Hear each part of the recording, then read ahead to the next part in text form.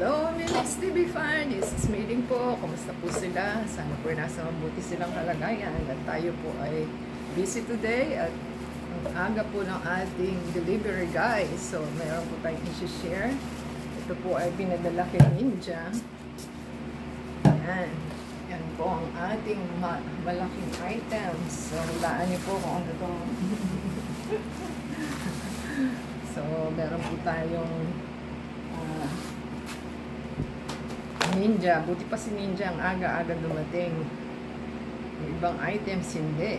So, ito po ay galing kay seller na Iloilo Hawaiian Marketing.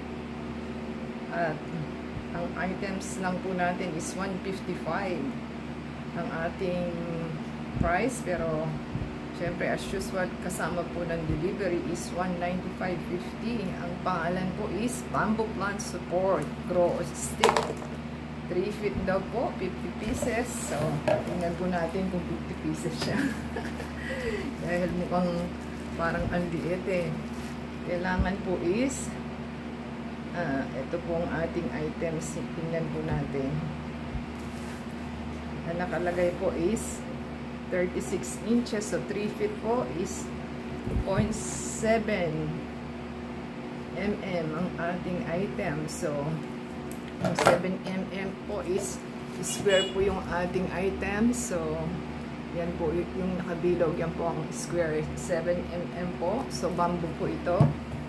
At ating alamin kung tama po kung pieces at kung maganda ba. At hindi po natin makikita kung hindi natin bubuksan. Lumilipad na siya. So, ating pong tingnan sa loob at ating yan. Maganda po itong items na to. Hindi po tayo bumibili ng pangit. So, ay, kaliit lang pala eh. O yun, no? Kaliit. Pero dapat is 50 pieces siya. So, ating pong tingnan kung gaano kadami. 3 6. Tingnan po natin. Ayan, maganda. Alam nyo kung bakit?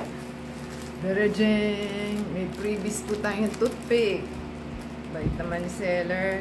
So, toothpick po ang binigay sa atin. At ito po yung ating item.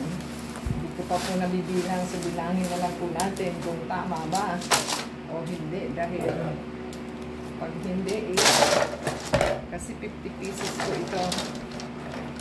So, bilangin po natin. 2, 4,